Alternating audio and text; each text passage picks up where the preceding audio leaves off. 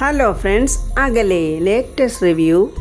വേണുവേട്ടൻ പത്മാവതിയോട് പറയുന്നു, സരസ്വതി മേഡം എൻ്റെ അടുത്ത് വന്നു, രാജുവിൻ്റെയും ഋതിക മേഡത്തിൻ്റെയും കല്യാണം നടത്തണമെന്ന് പറയുകയും ചെയ്ത് എൻ്റെ അടുത്തുനിന്ന് ഉറപ്പ് മേടിക്കുകയും ചെയ്ത്.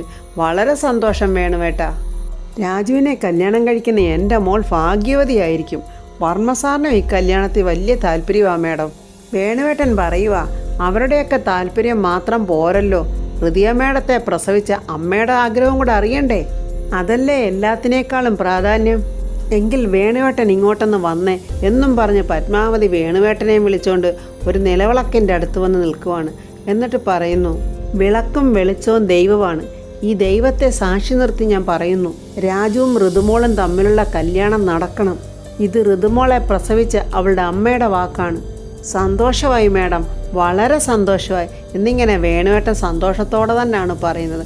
അപ്പോൾ കുറച്ച് മുമ്പ് കണ്ട കുസൃതി മോനില്ലേ, അവന് ഡ്രൈവറല്ലേ, എന്നാലിത് കുടിച്ചോ എന്നും പറഞ്ഞ് ജ്യൂസ് കൊണ്ടുവന്ന് കൊടുക്കുന്നുണ്ട്. വേണുവേട്ടൻ പറയുന്നത്, നല്ല മിടുക്കനൊരു കുഞ്ഞ, ആരോരും ഇല്ലാത്തവനാണ് വേണുവേട്ട. അവൻ ഓർഫനേജിൽ നിന്ന് ഞാൻ അവനെ എടുത്ത് വളർത്തുവാണ്. പേര് കണ്ണൻ. എനിക്കും വേണ്ടേ വേണുവേട്ട പ്രിയപ്പെട്ടതായിട്ട് എന്തെങ്കിലും. പിന്നെ മേഡം, വർമ്മസാറിൻ്റെ വീട്ടിലെ ഇന്ന് ഓണാഘോഷമാണ്. വീട്ടിലെ എല്ലാവരും അങ്ങോട്ട് പോയിട്ടുണ്ടാവും, ഞാനും അങ്ങോട്ട് പോകണം. എന്നാൽ ഞാനിനി പൊയ്ക്കോട്ടെ മേഡം എന്നും പറഞ്ഞ് വേണുവേട്ടൻ യാത്ര ചോദിച്ചിറങ്ങുവാണ്. പ്രിയയും ജയനും എല്ലാം വർമ്മസാറിൻ്റെ വീട്ടിലോട്ട് പോകാനുള്ള ഒരുക്കങ്ങളിലാണ്. പ്രിയ ഒരുങ്ങുന്ന കണ്ടിട്ട് ജയൻ വന്ന് നോക്കിയിട്ട് പറയുന്നത്, കൊള്ളാലോ, സൂപ്പറായിട്ടുണ്ട്, ഈ സാരി എനിക്ക് ചേരുവോ ജയേട്ട? പിന്നെ നിനക്ക് ഏത് സാരി ഉടുത്താലും ഇണങ്ങുമല്ലോ. നിന്നെപ്പോലെ ഇത്രയും സുന്ദരിയായ ഒരു പെണ്ണിനെ ഞാൻ എങ്ങും കണ്ടിട്ടില്ല. എൻ്റെ ജയേട്ട, ഇത്രയും വലിയ തള്ളണോ? അയ്യോ, സത്യമായിട്ടും തള്ളല്ലേ, ഞാൻ സത്യമായിട്ടും ഹൃദയം തുറന്ന് പറയുക, എൻ്റെ ഭാര്യ എത്ര സുന്ദരിയാണെന്നറിയാവോ? അത് കേട്ട് പ്രിയെ അതങ്ങ് വിശ്വസിക്കുവാണ്.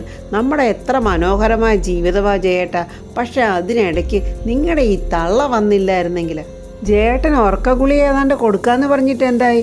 എൻ്റെ പ്രിയെ പാഷാണത്തിക്കൃമിയാണ് അവർ. അവരുടെ അടുത്ത് ഒരു വേലയും ചിലവാകില്ല. ഇപ്പം ഞാൻ അവർക്ക് പഞ്ചാമൃതം കൊണ്ട് കൊടുത്താലും അവർ കഴിക്കത്തില്ല. അപ്പോൾ നമ്മുടെ മുണ്ടയ്ക്കൽ കൊച്ചമ്മണി അങ്ങോട്ട് മോഡേൺ ഡ്രസ്സിൽ ഒരുങ്ങി തലയിൽ തൊപ്പിയൊക്കെ വെച്ചിട്ട് അങ്ങോട്ട് വരുന്നുണ്ട്. അത് കണ്ടിട്ട് ജയൻ ചോദിക്കുന്നു, ഇവരാരും പറങ്കിയോ? പണ്ടിവിടെ കുരുമുളക് കച്ചവടത്തിന് വന്ന ആ പോർട്ടീസുകാരൻ്റെ ഏതോ ജാരസന്തതിയായി തള്ള. മാനത്തുശ്ശേരിൽ മൈപ്പീലിത്തോട്ടത്തിലെ കണ്ണപ്പക്കുറുപ്പിൻ്റെയും മുണ്ടയ്ക്കൽ ധാത്രിയുടെയും മകളാണ് ഈ മുണ്ടയ്ക്കൽ കൊച്ചമ്മണി. അല്ലാതെ കണ്ട പറങ്കികളുടെ മോളല്ലടാ ഞാൻ. പ്രിയ പറയുക, പോട്ടമ്മേ, അമ്മ വിഷമിക്കാതെ. അമ്മ ഈ വേഷത്തിലൊക്കെ കണ്ടാലേ ഈ കോവളത്തും കന്യാകുമാരിയിലുമൊക്കെ ഒരു ഗതിയും പരഗതിയില്ലാതെ അലഞ്ഞു കിടക്കുന്ന മദാമ്മമാരില്ലേ, അതുപോലാണെന്ന് തോന്നുന്നു. അതുകൊണ്ടായിരിക്കും അമ്മ ജയേട്ടൻ അങ്ങനെയൊക്കെ പറഞ്ഞത്. എടാ, പണ്ടൊരു സായിപ്പനെ ലണ്ടനിലേക്ക് വിളിച്ചതാ. എന്തിന്? അവിടെ വല്ല കല്യാണം മുടക്കാനുണ്ടായിരുന്നു. അതിനായിരിക്കും സായിപ്പ് ഈ തള്ളയെ അങ്ങോട്ട് വിളിച്ചത്. എൻ്റെ പൊന്നമ്മേ, അമ്മയോട് എനിക്ക് ഒരേ ഒരു അപേക്ഷയുള്ളൂ.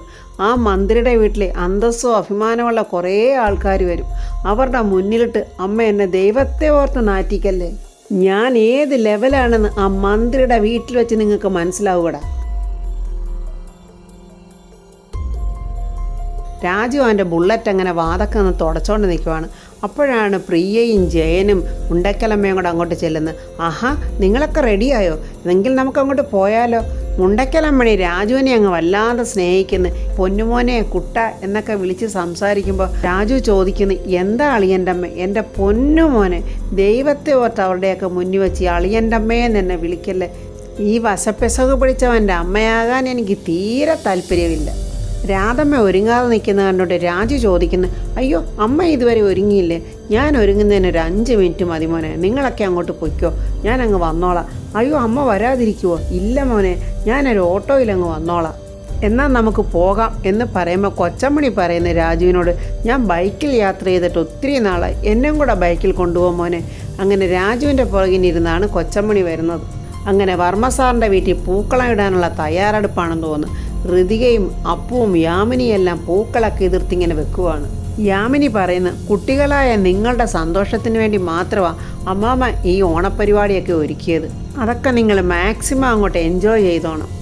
ഈ ഓണത്തിൻ്റെ ഐതിഹ്യം എന്താണെന്നറിയാലോ? അത് ഞാൻ പഠിച്ചിട്ടുണ്ട് ചെറിയമ്മേ. അപ്പു പറയുക, മഹാബലി എന്ന അസുര ചക്രവർത്തി മലയാള നാട് ഭരിച്ചിരുന്നുവെന്നും അദ്ദേഹം നന്മകളും ഒരുപാട് ദാനശീലമുള്ള ആളായിരുന്നുവെന്നും അദ്ദേഹത്തെ 3 അടി മണ്ണ് ദാനം ചോദിച്ചു വന്ന മഹാവിഷ്ണു പാതാളത്തിലോട്ട് ചവിട്ടിത്താഴ്ത്തിയെന്നും എന്നിട്ട് ആ മാവേലി വർഷത്തിലൊരിക്കൽ നാട് കാണാൻ വരുന്നെന്നും ആ കാലമാണ് ഓണക്കാലമെന്ന് അങ്ങനെ അവർ 3 പേരും ചേർന്ന് ആ കഥ ഒരു വിധത്തിൽ പറഞ്ഞൊപ്പിച്ചു. യാമിനി പറയുക, ഓണക്കാലത്തെങ്കിലും ആ മാവേലിയെ നമ്മളൊന്ന് ഓർക്കണം, അങ്ങനെങ്കിലും നമ്മളൊന്ന് നന്ദി കാണിക്കണ്ടേ. അപ്പോഴങ്ങോട്ട് രാജുവും കൊച്ചമ്മണിയും കൂടെ ബൈക്കിൽ വന്ന് ഇറങ്ങുന്നുണ്ട്. അയ്യോ, ഇതാണാ വർമ്മ സാറിൻ്റെ കൊട്ടാരം. എൻ്റെ മോനെ, ഇതുപോലെ 10-100 കൊട്ടാരങ്ങൾ വേറെയും കാണത്തില്ലയോ? അങ്ങനെ രാജുവിനെയും കൊച്ചമ്മണിയെയും ഹൃതിയെ കണ്ടിട്ട്, ചെറിയമ്മേ താണ്ട രാജു വന്നു. യാമിനിക്കും ഒന്നും കൊച്ചമ്മണി അങ്ങോട്ട് മനസ്സിലാകുന്നില്ല. രാജു പരിചയപ്പെടുത്തുന്നു, ഇത് അളിയൻ്റെ അമ്മയാണ് കൊച്ചമ്മണി. കൊച്ചമ്മണി പെട്ടെന്ന് അവിടെ ഒരു ഗമ പറയുക, കൊയ്യോ, കൊച്ചമ്മണി എന്ന് വിളിക്കുന്നത് വീട്ടിൽ വിളിക്കുന്നതാ. എൻ്റെ ശരിയായ പേര് ചാരുലേതേതും പിന്നെ ആര്യാദേവി എന്നുമാ. കൊച്ചമ്മണി അവരെയൊക്കെ ഇങ്ങനെ മാറി മാറി നോക്കിയിട്ട് മനസ്സിൽ പറയുക, എൻ്റെ ദൈവമേ, എല്ലാത്തിൻ്റെയും കഴുത്തിൽ എന്തോരം സ്വർണമായി കിടക്കുന്നത്. നിങ്ങളെല്ലാവരുടെ പൂക്കളെ വിടാൻ ഒരുങ്ങുമായിരുന്നില്ലേ? ഇപ്പോഴെവിടെ ഇരിക്കുന്ന പൂക്കൾ? എല്ലാം വിഷമടിച്ച മണ്ണിൽ പൂക്കളൊന്നും വിരിയത്തില്ല. ഞങ്ങളുടെയൊക്കെ കൊച്ചുനാളിൽ ഞങ്ങളുടെയൊക്കെ പറമ്പിൽ ഓണമാകുമ്പോൾ എത്ര തരം പൂക്കളുണ്ടാവുമെന്നറിയാവോ? അന്നൊക്കെയായിരുന്നു യഥാർത്ഥ ഓണം. അത്തം മുതൽ ഉത്തിരട്ടാതി വരെ ഓണക്കളി, പന്തുകളി, കോലുകളി, അങ്ങനെ എന്തെല്ലാം കളികളാണ് കളിച്ചിരുന്നത്. ഞാനേ കൈകൊട്ടിക്കളിയുടെ ആശാട്ടിയായിരുന്നു. ഇതൊക്കെ കേട്ട് രാജുവാകെ വരണ്ട് നിൽക്കുവാണ്. ദൈവമേ, ഈ തള്ള എന്തൊക്കെയാണോ പറഞ്ഞു വിടുന്നത്. എന്നിട്ട് കൊച്ചമ്മണി മാവേലി നാടുവാണ് ഈടുങ്കാലം എന്ന പാട്ടൊക്കെ പാടി അവിടെ നല്ലവണ്ണം കൊഴിപ്പിക്കുന്നുണ്ട്. അവരെല്ലാവരും കൈയടിച്ച് പ്രോത്സാഹിപ്പിക്കുകയും ചെയ്യുന്നുണ്ട് നമ്മുടെ കൊച്ചമ്മണിയെ. രാജുമോനെ, എനിക്ക് ഇവരെയൊക്കെ ഒന്ന് പരിചയപ്പെടുത്തിത്താ. വർമ്മ സാറിൻ്റെ അനുജൻ ശേഖരൻ സാറിൻ്റെ ഭാര്യയാണ് യാമിനി മേഡം. ഇത് അപ്പു, യാമിനി മേഡത്തിൻ്റെ മകളാണ്. ഋതികയെ പരിചയപ്പെടുത്തുന്നതിന് മുമ്പേ കൊച്ചമ്മണി പറയുന്നത്, ഇതെനിക്കറിയാം, ഋതിക മോള്. കൊച്ചമ്മണി രാജുവിനെയും ഋതികയും നോക്കിയിട്ട് മനസ്സിൽ പറയുക, ദൈവമേ, ആമ്പലും അമ്പിളിയും പോലെ രണ്ടുപേരും എന്തൊരു നല്ല ചേർച്ച. വർമ്മ സാറിനെ കാണാൻ വന്ന കുറേ ആൾക്കാരെയൊക്കെ രാജു പരിചയപ്പെടുത്തുന്നുണ്ട്. കൊച്ചമ്മണി അവരുടെ അടുത്ത് പോയി ഇരിക്കുവാണ്. യാമിനി വന്നിട്ട് പറയുന്നു, അമ്മ ഇരിക്ക്, അമ്മയ്ക്ക് ഞാൻ ചായ കൊണ്ടുവരട്ടെ? അയ്യോ, എനിക്ക് ചായ ഒന്നും വേണ്ട, എനിക്ക് ജ്യൂസ് മതി. എന്നാൽ ഞാൻ ജ്യൂസ് കൊണ്ടുവരാൻ പറഞ്ഞ് യാമിനി പോവുകയാണ്. കൊച്ചമ്മണിയോടെ വലിയ ഗമയിലവിടെ കിടക്കുന്ന ന്യൂസ് പേപ്പറൊക്കെ എടുത്ത് നോക്കിയിട്ട് പറയും, ഓ, അല്ലെങ്കിൽ അവിടെ കട, ഈ ന്യൂസ് പേപ്പറൊക്കെ നോക്കിയാൽ എന്തുവാ കത്തിക്കുത്തും കൊള്ളയും ബലാത്സംഗം എന്തോ അല്ലാതെ വേറെ. അപ്പോൾ അവിടെ ഇരിക്കുന്ന അവർ ചോദിക്കുന്നു, അല്ല, മന്ത്രിയെ കാണാൻ വന്നതാണോ? മന്ത്രിയെ കാണാനോ? അങ്ങേരെന്നെ ക്ഷണിച്ചിട്ട് വന്നതാ. ആ പോയ രാജുവില്ലേ, മന്ത്രിയുടെ PA, അവൻ്റെ അമ്മുമ്മയാ ഞാൻ. അവനെ വളർത്തിയതും പഠിപ്പിച്ചതും ഒക്കെ ഞാനാ. നിങ്ങളൊക്കെ മന്ത്രിയെ കാണാൻ വന്നതാണോ? അതെ, ഞങ്ങൾ മന്ത്രിയെ കാണാൻ വന്നതാ. കൊച്ചമ്മണിയുടെ ഭാവവും ഡ്രസ്സും എല്ലാം കണ്ടിട്ട് അവർക്ക് മനസ്സിലായി ഇതൊരു വള്ളിയാണെന്ന്. അവർ പറയുക, ഡൈ തള്ള ഒരു വള്ളിയാണ്, മിണ്ടാതിരിക്കുന്ന ഏറ്റവും നല്ലത്. അപ്പോൾ കൊച്ചമ്മണി ചോദിക്കുക, അല്ല, നിങ്ങൾ രാഷ്ട്രീയക്കാരല്ലയോ? ഞാനും ഒരു രാഷ്ട്രീയ നേതാവാ. നിങ്ങൾ കേട്ട് കാണും, മുണ്ടയ്ക്കൽ കൊച്ചമ്മണി. ആ, ഞങ്ങൾ കേട്ടിട്ടുണ്ട്. നിങ്ങളെങ്ങനെ കേട്ടെന്നാ? ഉന്നത്തൂർ കോട്ടയിലെ ഒരു പിടിയാനയല്ലേ കൊച്ചമ്മണി? അപ്പോൾ മുകളിൽ നിന്ന് പ്രതാപവർമ്മ ഇറങ്ങി വരുന്നുണ്ട്. അത് കണ്ടുകൊണ്ടാണ് രാഷ്ട്രീയക്കാരെല്ലാം എഴുന്നേറ്റ് നിന്ന് തൊഴുന്നു. കൊച്ചമ്മണിയാണെ അനങ്ങുന്ന പോലുമില്ല, കാലും വെച്ചങ്ങനെ അങ്ങ് ഇരിക്കുവാണ്. അപ്പോൾ അവരോട് വർത്തമാനമൊക്കെ പറഞ്ഞിട്ട് അവർ പോയി കഴിയുമ്പോൾ പ്രതാപൻ ചോദിക്കുന്നു, ആ അമ്മ ഇനി പറ കാര്യങ്ങൾ. അപ്പോൾ യാമിനി കൊച്ചമ്മണിക്കുള്ള ജ്യൂസുമായിട്ട് വരുന്നത്, അയ്യോ ചേട്ടൻ ആളെ മനസ്സിലായില്ലയോ, ഇത് രാജുവിൻ്റെ അളിയൻ്റെ അമ്മയാണ്. കൊച്ചമ്മനുടെ ആ ജ്യൂസ് കൂടിയും ആ പ്രകൃതമൊക്കെ കണ്ടിട്ട് പ്രതാപൻ ചിരി വരുന്നുണ്ട്. പക്ഷെ പുള്ളി ചിരിക്കുന്നില്ല. കൊച്ചമ്മണി പറയുക, സാർ എന്നെ അറിയേണ്ടതാ. ഞാനും സാറിൻ്റെ അത്ര ഇല്ലെങ്കിലും ഞാനും കുറച്ചൊക്കെ പ്രശസ്തയാ. പേര് പറഞ്ഞാലല്ലേ അറിയാൻ പറ്റൂ. ഞാനേ മുണ്ടയ്ക്കൽ കൊച്ചമ്മണി. ഈ മുണ്ടയ്ക്കൽ കൊച്ചമ്മണി എന്ന് വെച്ചാൽ ഭരതനാട്യം, മോഹിനിയാട്ടം ഒക്കെ പഠിപ്പിക്കുന്ന ആളാണോ? അതൊന്നുമല്ല. ഞാനേ കൈകൊട്ടിക്കളിയുടെ ആശാട്ടിയാ. ഞാനേ വർമ്മ സാറിനെ ഒന്ന് കാണാനിരിക്കുമായിരുന്നു. എന്താ അമ്മ പറഞ്ഞോ, ഈ സർക്കാർ ഇതുവരെയായിട്ടും എനിക്കൊരു അവാർഡ് തന്നിട്ടില്ല. സാർ ഇടപെട്ട് എനിക്കൊരു അവാർഡ് വാങ്ങിച്ചു തരണം, തന്നേ പറ്റൂ. ഈ സംഗീത അക്കാദമി കൈകൊട്ടിക്കളിക്കും ഓണപ്പാട്ടിനുമൊക്കെ അവാർഡ് കൊടുക്കുമെന്നൊന്നും എനിക്കറിയില്ല. എന്തായാലും അമ്മയൊന്ന് അന്വേഷിച്ച് നോക്ക്. അയ്യോ, എന്താ ഒരു രാജകല, എന്താ ഒരു സൗന്ദര്യം. സത്യം പറയാമല്ലോ, 30 വയസ്സ് പോലും തോന്നിക്കത്തില്ല. ഈ കൊച്ചമ്മണിയോട് സത്യം പറ, എന്തായി സൗന്ദര്യത്തിൻ്റെ രഹസ്യം? രാജു നോക്കുമ്പോൾ വർമ്മ സാറിൻ്റെ ഒപ്പം കൊച്ചമ്മണി കയറിയിരിക്കുന്നു. അയ്യോ, എൻ്റെ ദൈവമേ, ഇവരെന്തുവായി കാണിക്കുന്നത്? വർമ്മ സാറിൻ്റെ ഒപ്പം കയറിയിരിക്കുന്നു. രാജു ഓടി വന്നിട്ട് അയ്യോ അളിയൻ്റെ അമ്മ ഇങ്ങോട്ട് വന്നേ. അത് കണ്ടുകൊണ്ട് പ്രതാപൻ ചോദിക്കുന്നു, എന്താ രാജു? അളിയൻ്റെ അമ്മയ്ക്കൊരു ഫോൺ വന്നു, അതുകൊണ്ടാണ് ഇങ്ങോട്ടൊന്ന് വന്നേ എന്ന് പറഞ്ഞ് പെട്ടെന്ന് അവിടെ നിന്ന് വിളിച്ചോണ്ട് പോവുകയാണ്. അളിയൻ്റെ അമ്മ താണ്ട് ഇവിടെ ഇരുന്നാൽ മതി, അങ്ങോട്ട് പോകണ്ട. അതെന്താടാ ഞാൻ അവിടെ ഇരുന്നാല്? അളിയൻ്റെ അമ്മ അത് മിനിസ്റ്ററാണ്. മിനിസ്റ്ററെ കാണാനോ കളക്ടറും പോലീസ് ഉദ്യോഗസ്ഥന്മാരും ഒക്കെ വരും. അതിന് അയാൾ മന്ത്രിയാണെന്ന് തന്നെ ഞാനെന്താ വേനോടാ?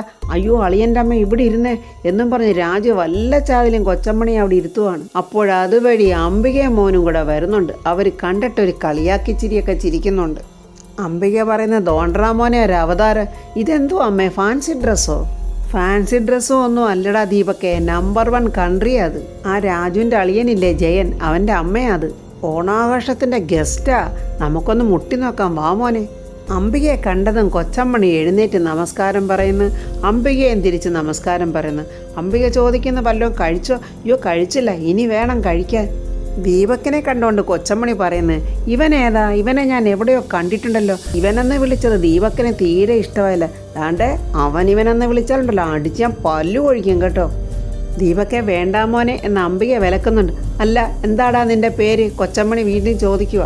എൻ്റെ പേര് ദീപക്. സൗകര്യമുണ്ടെങ്കിൽ ആ പേര് വിളിച്ചാൽ മതി, അല്ലാതെ എടാ പോടാന്നങ്ങനെ വിളിച്ചിട്ടുണ്ടെങ്കിലുണ്ടല്ലോ എൻ്റെ സ്വഭാവം മാറും.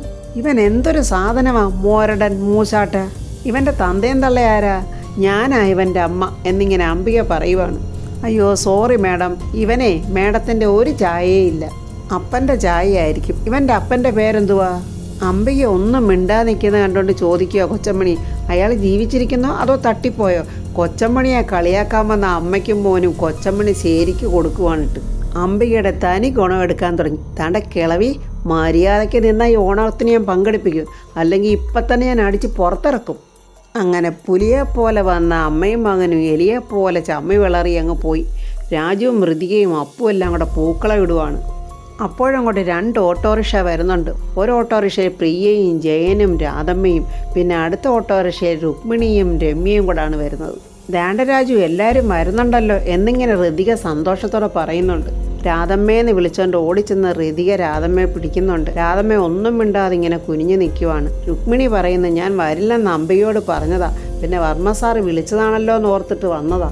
ഋതിക വീണ്ടും സന്തോഷത്തോടെ രാധമ്മയെന്ന് വിളിച്ചുകൊണ്ട് രാധമ്മയുടെ 2 കൈയിലും പിടിക്കുവാണ്.